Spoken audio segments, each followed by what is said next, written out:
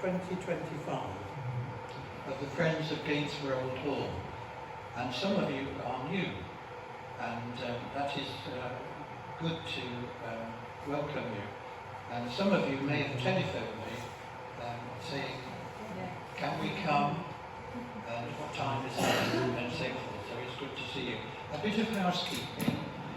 If we have to evacuate in emergency, that is an emergency door, and there's another emergency door that way. Please let the committee go first.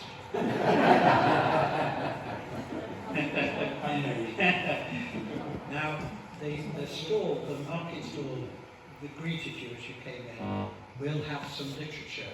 For instance, the programme for this year. It's interesting that I booked our friend here, and I've also booked Lincoln Cathedral graffiti as well in December for us. So, you know, we're going to begin with graffiti and end with graffiti. We don't want any in here. No, thank you. No. Leslie Smith may be known to you. She comes in as a historical character, and this year, August, whatever date it is, 28th is it, of August, as Florence Nightingale. She's rather good, and we've been having her over many years, but COVID threw things and so forth. Those of you who are interested in an outing to join us to York, there's some literature for you. It's £38 with a coach. Clifford's Tower is free to us because of English heritage, with their kindness, and there's even a WIT thrown in as well if you're interested in that. The other thing is, if you're local and so forth, please join us. £10 a year, family £20 a year. And I chair the West Lindsey Churches Festival, have done for the last 11, 12 years. I brought some brochures because in May we will be having the Churches Festival yet again. So that really rounds up my notices. So Rick, it's over to you. There we are. Thank you for your microphone. Okay. Where's the head? Hello everyone. This is typical me. This is typical. You're not meant to eat it. I'll click this on here and hopefully I won't be too loud. Can you all hear me? Yeah. Normally I don't work with a microphone, just loud enough as I'm often told. Well, my name's Rick Berry. Thanks for coming to see me. I recognise a few faces, probably about two of you. So you might not know who I am unless you've been to Gainsborough Old Hall. I've been a guide there since I'm thinking about 2006. Done many tours, and after just coming up to COVID, there were a few years I wasn't. I don't know what happened, but I wasn't doing much guiding. But when English Heritage took it on, I saw the adverts and I thought, you know what, I might just give it another go. And I'm really pleased I did, because they peel back a lot of the other layers of history, and it's made it even more special than we perhaps realised. Having said that, some time later on, probably about 2 years ago roughly, I started to look into the ritual protection marks. Now these are all the different sorts of marks done by people from ages past. Now, the marks I look at are everything from just carpenter's marks. We'll have a look at these. We'll go and have a quick overview from all of these as we go through. Stonemason's marks, we'll have a look at stonemason marks, and we're looking at the sort of ritual protection marks. Now let me just do this, because there's a few words we need to get right, and there's a few words that are well used and they're not necessarily right. So you'll notice at the top, and I'd be very impressed with, I know the gentleman over there will know, types of apotropaic marks are ritual protection marks. What they are not are witch marks. The witch marks apparently are found on witches. They are like birthmarks, And basically, it's a term used by many people, and sometimes we have to say that so people know what we're talking about, but they are ritual protection marks to protect you from evil. The word apotropaic, and I think I have a just up there, apotropaic is from the Greek word apotropaios, which means to turn away. Okay? It's to turn away evil. And there are many signs, and we are just scraping the surface of a very interesting subject. There's whole books written on this. So we're just having a look at some of the stuff we've got at Gainsborough. And I'm not covering everything there because we just don't really have the time for it. So these apotropaic marks, so I apologise if I say apotropaic, it means ritual protection marks. I'll try not to, but that happens. Okay, now, if we look at these here, these are just ones I got off the internet, without kind permission, if you know what I mean. So you've got a simple hex foil. Sometimes they're hexafoils, daisy wheels, rosettes, but usually because they've got petals in them. Okay. Now, usually done, you could think if it's stone, it's often done with a compass, but you can also use shears as well. Now, remember the old sheep shears we have? Yeah? Okay, now let's have a look at them, because there was a medieval dig in London some years back, and they found many of these shears and only one set of dividers, or compass dividers. They are a professional stonemason's tool, but they found lots of these shears. And they also found, if you look at pictures of the time, often ladies would have these shears, just like a seamstress would have scissors in their pockets or hanging off their belts. They were something they would have with them all the time. And so they could use these shears for some to make these marks. Now, most of these would appear to be in stone. They wouldn't be using them on stone. So these are done probably with dividers or something like that. A lot of ours are either on plaster or wood. Very few marks we have are on stone. Now, let me just explain the whole idea of some of these things. So, all ours are simple ones. They're all, we have to look for a dot, we look for the circle. And my theory on this, and I always believe, put everything against the background of the history you know about a place. And we know that I think these are servants. Why? Because I think they're simplistic, because they're done properly with shears. They're possibly done quite quickly. But there's another thing. The servants would not be educated, and this comes into play a bit later on. And I don't mean, if you don't have an education, you don't have it doesn't mean you're stupid or anything like that. I don't think they have the dexterity to do these. Another thing is, to do those, I've done them, you have to just think about it, because you basically will get, say, look at this one, comes around there, then round there, that goes around there. It's basic geometry to get these petals in. And the fact is, I think they did them quickly. I think they pulled the curtain back, did what they did, and put the curtain there, so probably not to do it. Why? What was the purpose of these? You will find these near windows, chimneys, sort of the fireplaces. You will find them and doorways.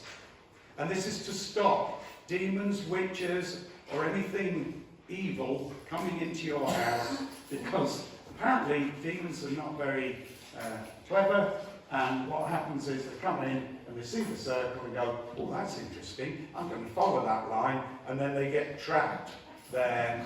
This is one of the theories. Other theories, I think, whether this is meant to be like the sun, it's about light overcoming darkness.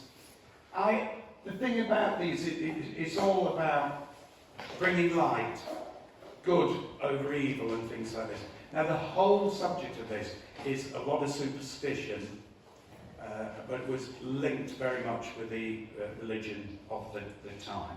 So this is, what I'm showing you, some of the most basic ones, and the ones that we've got at the Old Hall. Let's see if that's it. Now, again, we've got these. These are Marian marks. So you'll see what looks like a W. And it's actually V and V. And it stands for Virgo Virginum, which is Virgin of Virgins. So they're calling on the name of Mary to protect them from evil. So when you bear that in mind, crosses, the Saltire cross of St. Andrew, all these sorts of things can be protection marks against evil. By the way, what starts out, because it's a superstition, what starts out as something with a certain meaning, we'll look at that in a minute with the burn marks, these sort of evolve into further things to protect you from. And it wasn't always just about demons and witches and evil like that. It was to stop you having a bad day, to stop your crops failing. We've all had bad days, and just those sorts of things. And if you get through the day, they'd probably put it down to the protection against these demons and witches that were constantly trying to interfere with you. So the Virgo Virginum. Now, one of the things you have to look at, these, if you see, and you see how different they are. Oh, by the way, if you look at this one, if it's an M, they're called Marian marks because it's just for Mary, okay? One way is Virgo Virginum, the other way is Mary, and they're called Marian marks, so they protect you. If you see them on their own, and you'll often find them around holy water fonts, baptismal fonts, you'll see them. If you go to Stowe Minster, there's some on there, and you will often see them around there. If you see one of these, then there might be a C or a T or another letter. Chances are it could be somebody's initials. So we have to be discerning about this. And I'll say that a few times because you need to think, where is it, what is it, and what's it telling me? So if you've got another letter after it, it's probably... There were a lot of Williams and Thomases and Edwards. So this was one of the things you get. So have a look at the context. If it's just on its own, near a door or a font, or it's to ward off evil. Okay. Feel free if you have questions as we go along. I just want to try and go through it. Now, I was very happy with this. This is one we've got at Gainsborough Old Hall. Anyone who knows the hall, the new staircase, as you go up the staircase, on the left, I found this one. Okay. It took me, by the way, to find what I found, and I give credit to a lot of my guests and other people and some of the other guides that we've got. I give them credit. If they find something, I give them credit for it. But I found this one, because you literally have to go every stone. You've seen all the studs, the wooden bits, and then there's the plastic. You have to go up and down every one of those, looking and seeing what you can find. This one's quite easy. Done with what I would say is a sharp knife, and you've got the V. Why is it there? Well, I would say this would be late 16th century, because you wouldn't have got that high up, because the gallery was put on much later. And so somebody's put that there to protect the passageway up the stairs against demons coming up there. Okay. So, Virgo Virginum, have I started to write this down? Yes, I have. Well done, me. So you can just see how they're done. These are not professionally done, but you can get some of the hex foils, daisy wheels, professionally done by carpenters, and we actually have some of those as well. Pop this on. That's it. Oh, hang on. I got to take some.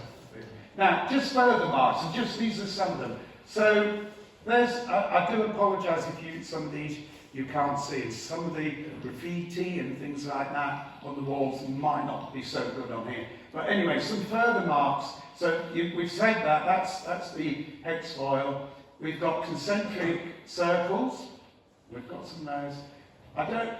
This is probably for bad eyesight, I don't know, like some specs or something. We haven't got any of those. I don't know if Lincoln has, probably. We've got something like that, very similar, but the bottom bit's open. A lot of these, we'll never really know what they're on about, and even once we do, we have to look at, put against the history we know, and come up with an answer something. Consecrations, you'll find these. Usually these were put up when the church is consecrated by the bishop. usually red. That's this one, I like. I've not seen one yet, but they will be in some of the churches, usually painted and done in churches. Again, I've not seen one of those. Solomon's Knot. One of the things is repetitive designs. If you're a demon, again, you want to follow those lines, apparently.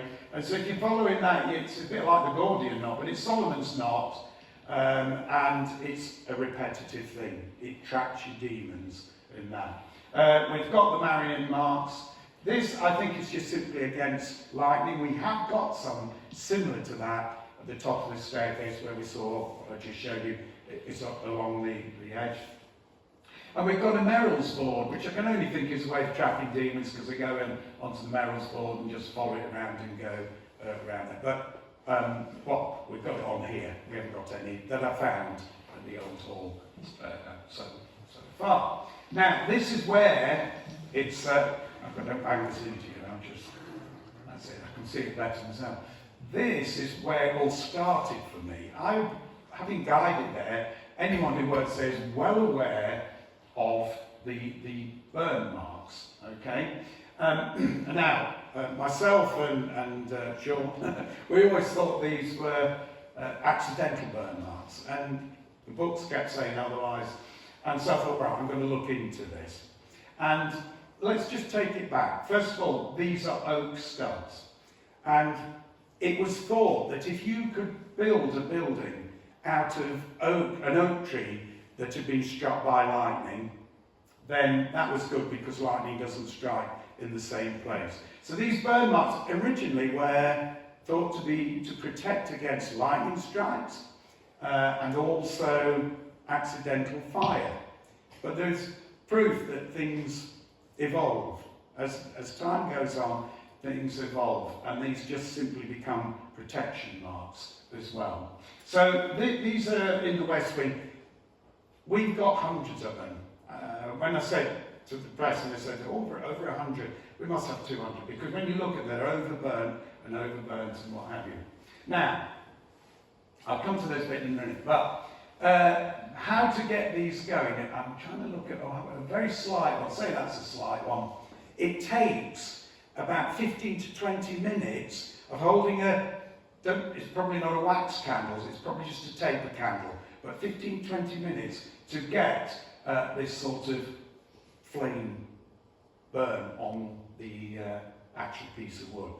Oak is especially when it's dried, it's very hard. It's the sort of next best thing to stone in many ways. So it takes a long time. And then when you look at these, particularly these ones here, they are really deep. They're gouged down. And like I say, this is about superstition.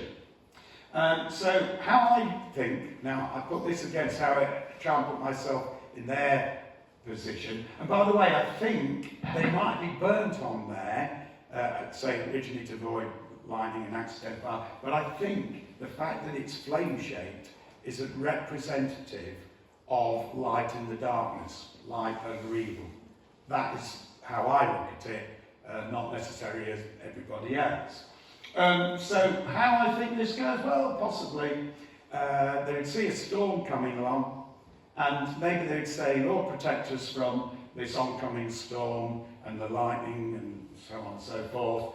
And in doing so, as they did it, maybe they would burn, you think, but they're deep because it keeps scraping them out and you reburn. So they're using the same place over and over again. Some experimental archaeology, that's why we know it takes a long while to do that, but also where they've just let the thing fall over and accidentally burn does not form these very specific shapes, these flame shapes on the thing. So, as I said, this all started it for me, and then once I started looking into that, and I bought Matthew Champion's book, and as well as going online, it opened up a complete new world, and I started finding all the stuff that we're seeing. One of the sayings that was done, whether it was it's not really a prayer, but it says, and around about the house they go, with torch and taper clear, that neither bread nor meat do want, nor which with dreadful harm have power to hurt their children or do cattle harm. So try and put yourself in their position. It's dark, especially in winter time. You'll have your fire in the hearth. We've got that, so you've got some light there. All those dark corners, they like to take a flame and look in there to ward off any evil that's hiding in the corners, witches or anything like that. So the light over the darkness theme. Okay. Right. Any questions? No? Right. So let's go back to the daisy wheels. And this is the one upstairs in the Hickman bedchamber. This was a notice. It's important to notice something. All these circles should have, do you see that it's very slight, but there's the point. Shows it's compass drawn, okay? Or using shears. I didn't mean to bring those. They're locked up over the way. Originally I thought we were talking over them. But anyway, so I saw this and I thought, why would somebody randomly put that on a hearth over the fireplace? And it wasn't until I started doing this, I came back, the penny dropped with a loud clang. It's a protection light. It's a fireplace, a witch or a demon can come down there, and then if they see that, they are going to get trapped in that, and they're going to go round and around. That was the first, really, without knowing, that I found. This one in the steward's room was the last one I found. In the plaster. I'm actually quite glad we can see it. But again, you've got the central bit like that. The reason I say that, on the tour I do, and I like people to, you all have a torch to look at stuff. On what we call the ghost corridor on the east wing, I like the folks to go and have a look and see what they can find. I know what's there. And there are circles, but what you've got to look for is the centre bit. Because if you have a point there, and a point there, what could that mean? A lamp. It was a lamp, or something like that. So what I'm trying to tell people when I do this, be discerning. You can get excited and go, oh, what's this? And then look at it, but then ask questions about it, and then it makes out whether it's a protection mark or whether it's a lamp where they painted around and not there. Okay, things like that. So be discerning is what I tried to say. Okay, let's see what we've got next. So, Lincoln, I hope you appreciate this. This is from Lincoln Cathedral. I'm not claiming this one, but they've got many of these, and I recommend you go to the graffiti tour. Gentlemen, by the way, I'm always promoting you guys. So if you can promote me at the end, that would be brilliant for Gainsborough Old Hall, because I'm always doing that. And we had some people who probably came today, who came the other day to me, and I said, tell them to promote me, because I think it's brilliant at Lincoln. There's some great stuff, and they've got far more than I have. Now, this is interesting. So that's Lincoln. That's done with your dividers. Okay, that's on stone. And it's just to show what they can look like. Now, this one's interesting. This is on the ghost corridor, as they call it. There's one next to it, which is just a normal circle. But does anyone notice anything about that? There's something slightly different. It's very quiet. This is like in school. Yeah. Can you see? Yeah, just see what you see. Tell me what you see. I'm not trying to trick you. Well, there's a central line. There is. Well, there is the central line. Look, there to there. Now, again, it throws up questions. And I don't have the answers because it's speculation. But could it be, if it was a servant, she's on the other side, it's fair to say there would have been curtains all the way along. These would have been bare walls otherwise. It's on a wooden upright, but could it be, one, she's just done it and slipped, possibly using the shears, or was she trying to actually, starting here, to go round and start doing the petals?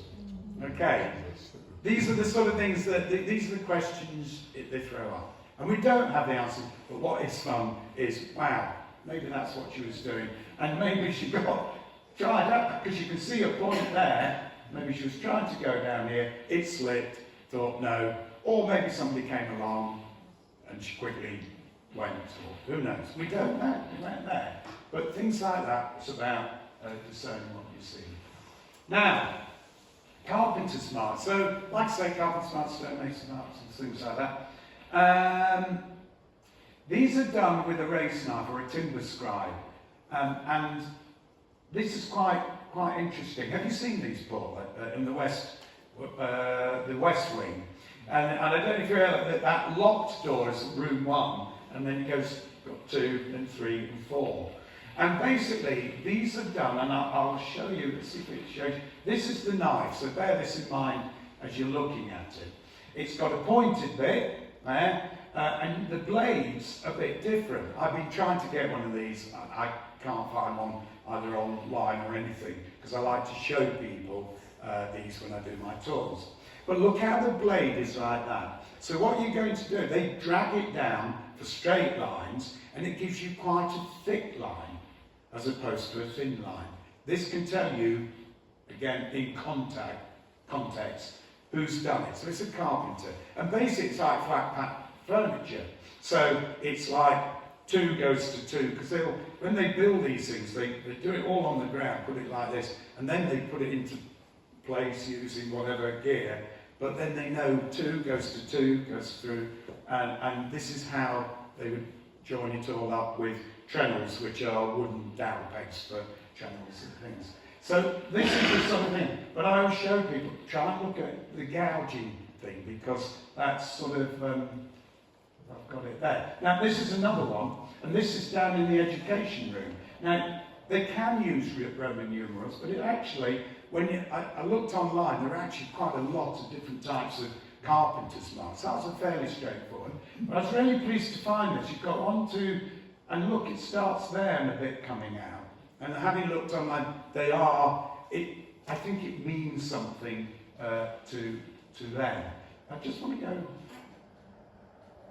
just having a quick look. There's a circle there. So they put it in, and that gives you a circle about that big.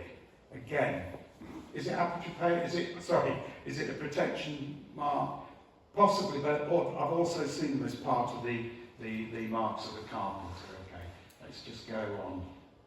Right, and finally up the staircase, I found. Can anyone tell me what can you see it as? 4 circles or something else? It would be if it's on its side. I see. Does anyone see a number? Any more than 88? 188. Yeah, well, and this often gets people. Now look at the grain. This is on the new staircase, and it's thought that might have been part of a mast at some time from a ship or something. But what is interesting, wherever it came from, that would seem to be a bay 188. When you're using that knife, you're going with the grain, you're going down. You see, you can go across the grain and get a circle. And again, we do know this is what they did. They marked things using one of those knives in the wood. So that's probably bay 188 or whatever on the ship, or who knows where it came from. So, yes, again, looking at that, most people see that either 4 squares. I did. I'd been looking at longer. And then I realised this is actually one, and it's not going to be straight because it's going to follow you can see the grain of the wood. So again, just looking at things like this. Now, I do apologise for I had to use my very wobbly finger on my computer. I haven't got the best gear to try and do this. But this is a hex solid stone, and there's a mason's mark. Okay. So, you've all been in Gainsborough Old Hall? Most of you? Yeah? Yeah. So you know the stone bay window? Okay. It's in there. Oh, well, by the way, if you do go over and you do go looking for them, that's fine, but if you find them, don't be going, oh, isn't that good? I'm forever telling folks, please don't touch, because they won't be there forever, and they've lasted a long time. And now we're looking at it, we have to be very careful. So what is interesting, I tried to give an outline, but there's a lot more in that. But you can see there's a hex foil. Look at the centre, hex foil. There's another one, and there's actually quite a few more part ones. And I can only come up with the fact that maybe the mason said to his apprentice, go on lad, have a go with this and start doing circles, trying to get in the dexterity, work things out. His mason mark is this. It goes down and then up like this. And then you can find it on another block in that. There are 4 mason marks in that bay window. And that throws out the thing is that if that bay window came from Louth Park Abbey, we do know after the dissolution of monasteries, Louth Park Abbey was taken down and it was given to Lord Thomas Burrough. And he only had it for about a year or so, and then it was taken off and given to Charles Brandon by Henry. I don't know why, but there you go.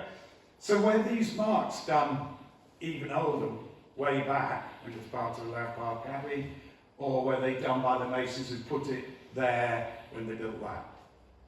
We don't know, but it could be, they could be even older than we think.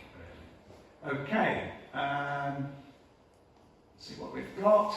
This one, again, some of the plaster ones, and I apologise because you can't see them. I've tried to draw around this with my wobbly finger, but this is in the east wing on some of the plaster. This is a hand-drawn, as far as I can see, a hand-drawn hex foil, and it's, I'm sure actually, I'm not sure if it crosses, I think it crosses. I think I haven't drawn the cross properly, but it's like a serpent. It's a lot better.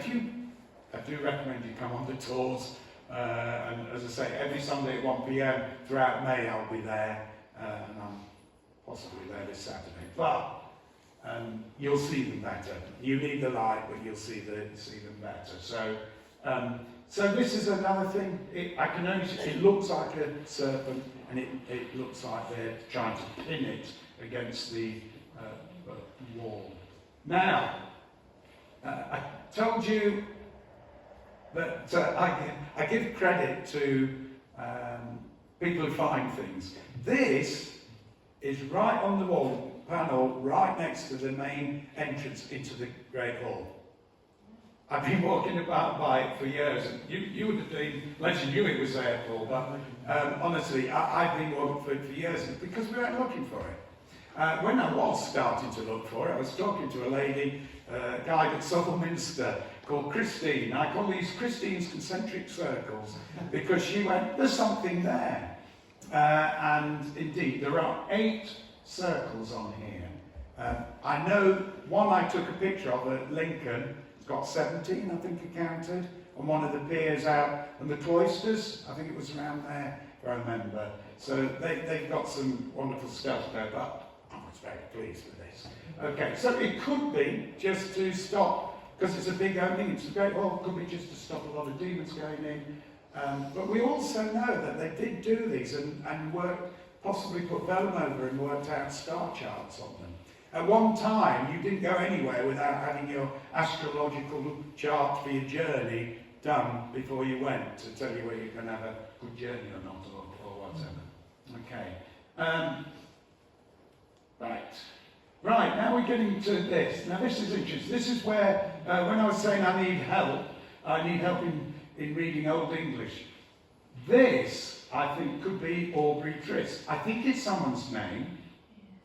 I think, again, it's not brilliant. I think that says Aubrey. And look, there's a big T here, Trist. And remember, an F in the middle of the word is an S. I did Google, I researched that the name Trist was around in the 15th, 16th century. It's just written, there's nothing else on it, but it's written in the West Wing, along with a lot of other graffiti. Okay. So it could be, until I get somebody on board who will help me with deciphering, but even the experts sometimes can't decipher this. Now this is really interesting. So this is about 1.5 inches. For those who are in, yeah, we all talk inches, don't we? Still, that's good. So this, yeah, is a gallows. Now my theory of this is quite interesting. In 1541 there was something called the Royal Progress. I'll zoom through this because I set it against the history. Why is the gallows, it's only small, why is it put? Why do you find it in the servants' wing in Gainsborough Old Hall? 1541, Henry came and spent 3 nights there with his 5th wife, Catherine Howard. And he had 5,000 troops with him, and he was taking homage from Lincolnshire because of the Lincolnshire Uprising in 1536, led on to the Pilgrimage of Grace. It was brutally put down, a lot of people were hanged. Now, I don't know, because there's no dates here, but I put it against the history of that, and I think, would a servant be doing that? Not really, not likely to, because I think when Henry, he had a privy council held there, all his entourage, his lords and dukes, or whoever was with him on that royal progress, I think it's fair to say that the servants would have got booted out and they would have moved in there because of the fires. It was more comfortable there than being in a tent. And I think they drew this. Why did they draw this? Look at the fact that it's multiple gallows. You've got 5 nooses and 1 there and the ladder. And I think when you look later on, when hanging was done, ended in what, the 50s or something, they were single hangings. Even Cobb's Tower at Lincoln, I think, was single hangings, maybe 2. This was mass hangings, and this is what they did do at that time. And so therefore, I think this was a warning that if you go against the king, you're going to end up dangling from a rope. And therefore, I think it's done by a nobleman, part of the court of Henry. I have no evidence for it other than what's there, and then put it against the history. And there's another reason, which I'll show you in a second. Now, this is very special, and it's hard to see this. And even if I could draw over it, I don't think you'd see it. But what I've done is this. What we've got here, I think this is a warning. What does it tell you? Again, I call it the regal graffiti. Look at this R here, goes right round here. Look at this Q, look at this. You might just see that. Can you see that? Okay. It's even got what I call, the technical term, it's got eyebrow flourishes there. It's a little bit there, it's a little bit there, but then you've got Latin. Let's put this against the history. What I've just said, this isn't done by a servant, even though it's in the servants' quarters. Why? Because the chances are a servant can't even read, let alone write in English. But then Latin, certainly not going to do this. What I'm trying to do is to get it deciphered. What I think I might have is that says, although it looks like to be, is mors, which is death, and then keys, rest. Is it death without rest, or something along like that? And then there's the R, rex, for king. Somebody was educated, they could write, they had time to do it, and they had the power to do it. It didn't matter, they wrote it. I think it's another warning, but I have to get help on that, okay? But it's an interesting thing, and I think if that's there, that means death, and it ends with maybe death without rest. Maybe you'll go to hell if you go against the king. Maybe it's something like that. But until I can get some more experts who can read this, if we ever can, we don't know. This, you folks at Lincoln, it's great having Lincoln people. These are in memoriams, and I'll show you why I'm going to do this. But what was very embarrassing when I did your tour for me was my initials appear all over your walls. But the only good thing is I'm 1636 and so on. So yeah, I kept seeing my initials, Rick Berry. And this isn't George's, it's another. But you get the idea of that, because what we have is this.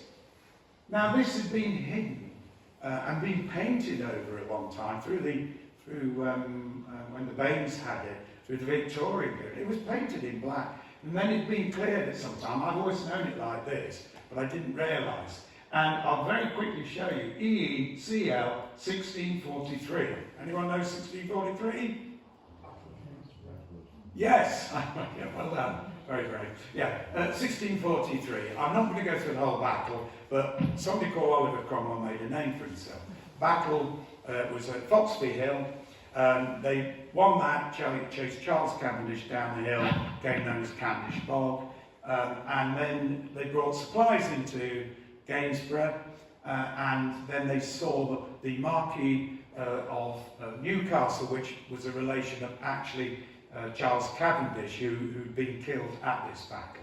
That's very good. And so they went out with 400-foot soldiers to engage them, and they realised it was a much bigger army than they could handle, and so they did a tactical retreat and went to Lincoln. That's it in a nutshell. What is this? It could be anything, but I wonder, and again, if you're actually there, I think it's done very quickly. I think it's done possibly by parliamentarians because of the lack of crosses or anything like this. There are two names as opposed to one, and I'm wondering if this maybe, or these folks here, are the initials of fallen comrades of one of the parliamentarians. It was done very quickly. When you actually see this, you can see how rough it is here. It's done with a knife. You can see a point of it, and it's done roughly, it's done quickly. I think he probably put that. What we do know, like at Lincoln Cathedral, people like to put names and memorials in stone rather than in a book of remembrance, because books get destroyed. But here we are 400 years later, and whether it's royalist or parliamentarian, it's still there. And interesting when you look at this, there's three, it's like a crow's foot.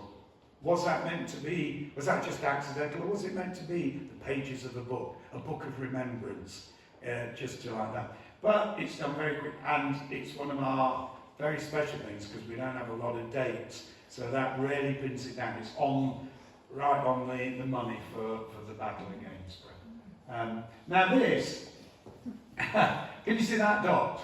The gentleman from Lincolnshire, you know how big those dots are. They're tiny. They're the little dots that you put on keys and things like that. So that shows you, this is right next to what I still call the solar of or the chamber gallery they now call it. Literally going down, that shows you how small you have to go up and down with a torch, getting it right, and you will see a pentagram.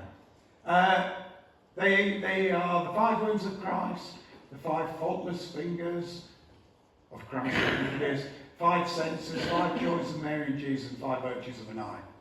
Don't know what they are, but it all comes from Gawain and the Green Knight. It's a legend. You can look that up. I'm not going into that. But it is a protection mark. And so when I found that, I was very happy, even though it's tiny, because it's been deliberately done. And it's not the sort of graffiti you'll get today just on its own. Why would someone do it? If they did it, they do it really big. You know what I mean? So it's, again, look at it. And I think it's to protect the solar when that's done. So I think it would be late 15th century. Right, so we get on. Now, this is interesting. So the curse panel. So very basically, all of you will have heard of William Hickman, yeah? Yeah. And yes, that is upside down, by the way. Yeah, don't worry, you don't have to do that. It's not the same font as this. This says Hickman upside down. Why? Because, right, William Hickman, he was very unpopular. He took over from the boroughs in 1596. He walled off common grazing land, built houses on it, took rents from there, increased rents on the River Trent. He brought merchantmen from London, his mates, who undercut all local merchantmen, things like this. So he wasn't liked. Now, to curse somebody, what you have to do is corrupt their name. So you take somebody's name, and if you invert it, you turn it upside down, then it's a curse. And if, by doing this, what this tells us is the guy could write, and he could write straight. You could do it upside down. That is an H. It's the old H goes there like this. And it would seem Mrs. Hickman. But then it gets even better. Now, ladies, just calm yourself. I hope you don't faint anyone. Because there's a bit more to it than that. Because I don't know if you can tell what that is. It's Some giggles there. Yeah. Oh, no, that, yes. Yeah. It's. I haven't done this. This isn't what I do. This bit here. Oh, sorry. Go back. This bit here. First of all, it was a student who did paleology, I think it is. But also, I found the type of writing and worked out. It says Willie, and that looks like a B. Willie H. William Hickman. Yeah, no, not Willie. Well, he might do. But if you get his name and you attach something, and in this case, a thingy, then you are cursing him. Okay. I call this the curse panel, and it's a very special find to have at Gainsborough Old Hall. Now, anyone tell me what animal this might be? There's the head. A dog. A what? A deer. No? A dog. Sausage dog. Now, again, if you notice, you've got there's his little tongue railing, his eyes are there, ear comes down, he's got one leg there. Now, there are no more legs. So first thing is, maybe somebody came along, he's writing it, oh, I better not do this, okay, and then he's moved on. Then I got to thinking, and this is pure speculation on my part, supposing you not only wanted to curse William Hickman because you've come out of a meeting and you're not happy with his tariffs, sorry, you might say, these were hunting dogs. I've researched, they had them then. They're little legs that go down burrows. And does anyone know what dachshund actually means? It's badger hound. So they were hunting dogs. Now, even if it wasn't a hunting dog, think of Blofeld there he is, and he's got his little doggy on his knee. Perhaps they were cursing even his dog with long legs. May your other 3 legs drop off. We don't know. But what we do know is when you corrupt something, it's a curse. Okay. So, yeah, he's a popular little chappy here. This we will all see, how we do. Oh, crikey, what time when do we start? 7:30, I've got a quarter now, good. Right, just truth only, P. Tyrwhitt. Right. So, you've all seen this in what we used to call the Tyrwhitt room, yeah? Well, for those who've been there. And I looked at various different things that he may have meant, but I think I'm in the ballpark. Okay, it says trust, truth, only P. Tyrwhitt. So let me zoom through it as quick as I can. Who's P. Tyrwhitt? P. Tyrwhitt is Lady Agnes Tyrwhitt, who was Lady Borough at the time when Henry came, was his nephew. His brother Robert was in the court of Henry VIII. What do we know about Philip? Well, put it this way. When the dissolution of monarchy happened, we had, after that, the Lincolnshire Uprising, 1536. It wasn't until 1541 that Henry came. And the thing was, what I found out was that Philip Tyrwhitt was a Catholic. Well, how do I know? So he was named Captain of the Commons at Louth. It started at Louth.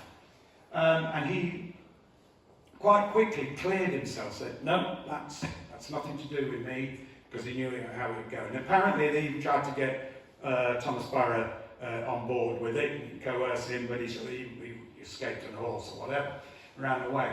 So we know his beliefs were Catholic, was a Catholic uprising. Now, then we look, let's take it another step. The Tyrwhitt motto is time, trieth, truth. And when I looked at this, there was a translation which time tests faith. And what I think he's doing is saying, trust truth only, trust the Catholic faith only. And he wrote this in the Tyrwhitt room, which is a very small room now, but the wall at the back extended further on, okay? And you can see where there was a door and it would have come in, where the tea shop would have come in like this. I point this out when I do the tour, it's a little more like this. And what we can tell about this, so he's a Catholic, he's probably disgruntled at Henry making himself the head of the church, etc., etc., but you can't say that, it was lethal. Also, he was on the jury for Lord Darcy and Lord Hussey, who were executed, one at Lincoln, one at Tyburn, for this uprising. That was more the pilgrimage of grace. So he was on the jury for that. So it's basically, you're on the jury, you will find this person guilty. He was also on the jury for Francis Spear and Thomas Culpeper. Anyone know what they were involved with? Yeah, Catherine Howard, they were in trouble for. And the other thing, so put it again, so this is where I kind of got to. And then look again, it tells you about the room, because look at the colour of the plaster. This has always been like this, we used to have plastic over it, but it's actually engraved on this. Look at the colour of the plaster. It's dull, it's not very nice. So it tells you there would have been curtains down. When you're wealthy, you dress your walls to show off your wealth, but it was also practical. It kept the warmth in, stopped the chills and things like that. So what he's done is written it. His one in the eye for Henry was probably in the building at the time, and then put the curtain back. What I would love to know is, what's it crossed out there? I'd love to know that, I don't know. So that's kind of where I've got to with my interpretation of that, after looking at different things. But yeah, right, nearly there. So, now this is hard to see at all. So, unless you see any lines, but basically there's a window shape. I might have another one. It's at the top, on the plaster again, of the Newell staircase. Quite a lot going on up there. It's very faint. One of the new guides actually said, "Oh, Rick, there's something here." And I give her credit for it, even though I can't remember her name. But, and as close as I can. So we know that the builders would have said, well, I've got this idea. And they'd work it out on the plaster. And the closest to that window is a north-facing window, which is a bit like that. You'll have to go and see this. I haven't been able to draw around it, but it goes as an arch, and it looks a bit like that. It goes over with 3 arches. Okay. But what we've got in the steward's room, and I was very excited about this, and this you really have to put against the history. And again, I could be completely wrong, because what you've got is, look at this window design. You've got these archways here. Okay, this is in the steward's room. Oh no, I haven't got the other bigger one. Right next to it, I tried to keep the slides down a bit. Right next to it is a bigger version of that. But when you look at it, and it looks a bit like what they would call a trace window, which is usually done in stone, but who knows, they might have done it in wood. But in the steward's room, that is not to be seen anywhere. Now, it could be, I've got this idea, no, we're not doing it. But I don't think so. Because when you look at the guidebook, there's what they call a kitchen extension. There was an extension that went out from where that was. And I think what happened was that extension was taken down in 1878 by Hickman Beckett Bacon, and I think that would have left the gap. So when they built it, I think that was taken out, sorry, from where, if it was there. When they took it down, they then needed another window, and they put the square one in, because you can see it doesn't actually, the way where it doesn't fit in. Well, it fits in, but you can see the way the planks of wood, or it's been put in much later. And so I think that could go back. And the other side of that is the Great Hall. So that wall particularly is very old. Kevin doesn't quite agree with me on that. He's on about looking how many layers of paint.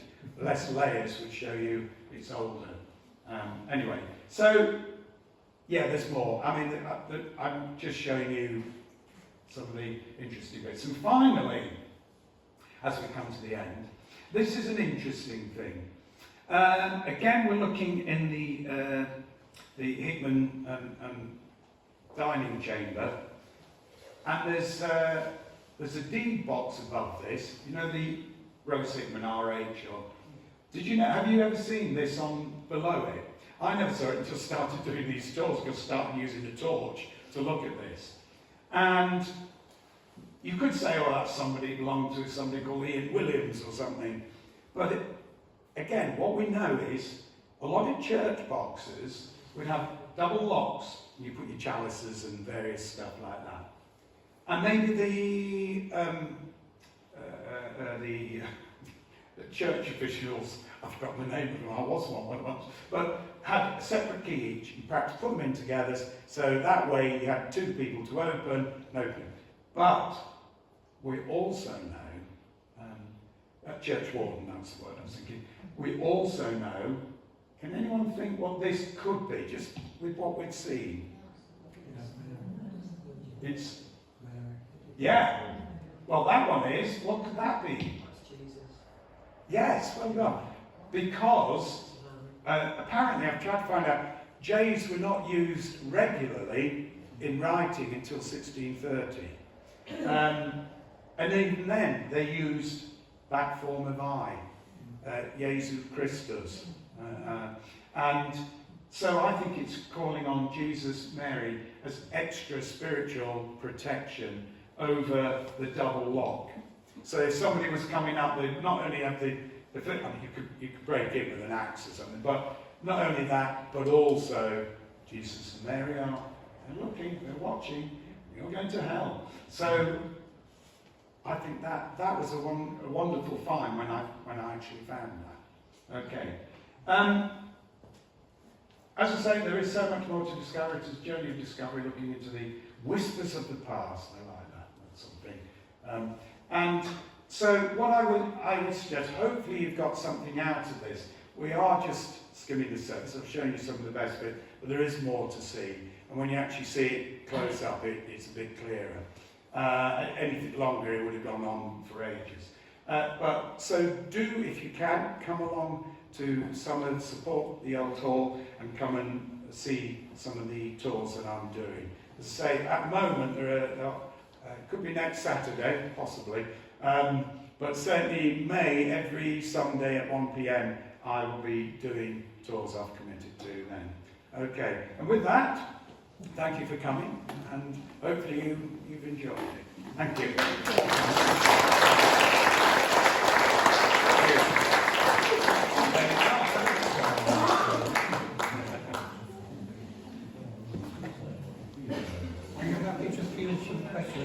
Oh yeah, I'm more than happy. Any questions? You've stunned them all. I didn't wake up now. Yes. Do you have to book? No, it's free. It's free. Yeah, if once you're in, then what you do have to do, good point, is go and see the girl on the desk, and she'll give you a very fetching clothes peg. Because we have to limit the numbers to 10. Because particularly in the West Wing, it's a very narrow corridor and it's open to guests, we have to let them through. If you have 20 people, you're just not going to get through. So we keep it to 10. That said, the other day it went a bit wrong, we had 13, but I prefer that than none. So yes, it's free, but you must come, and then I get excited when I see people with a bag sticking. Don't I? When you say it's free, you have to pay for admission? Yes, yes. Yeah, you have to pay for admission. Yeah, but I'm free. Okay. Yes. The dachshund that you had up there, Yeah, the dachshund. the photograph of the dog itself had really short front legs. Yes. And the scratching, the graffiti, had two little bits coming out like that. Was that not the two front legs? Well, I don't know. We can have a look back on it. We'll have a look. But I've not been able to. Yes. But fair enough. But I haven't seen it. It looks, when you see it, like there's that one leg. Any more? Oh yes. Sir. Yeah. When you look at yourself into the medieval mind, I can always understand about demons and sort of dark days and night, etc. However, the idea of pinning so much which is the women and it's obviously very misogynistic, the whole thing. Yeah. That's one of what you partner with something the witch one. Well, witchcraft, I mean, you know, I don't read lots of books on witchcraft, yeah, they were predominantly women. I think, yeah, I look at the bigger picture of the fact that when James first wrote his book, Demonology, it was encompassing a lot of demons and evil, and witches were part of a bigger demonic realm that was affecting people. So witches were just one part of it. But this was, it evolved into just, if you stop you having a bad day, or, you know, your crops failing or something like that, which was a bad day. Okay, yeah. Yeah. Raffle, please. Oh, no. Oh, teacher.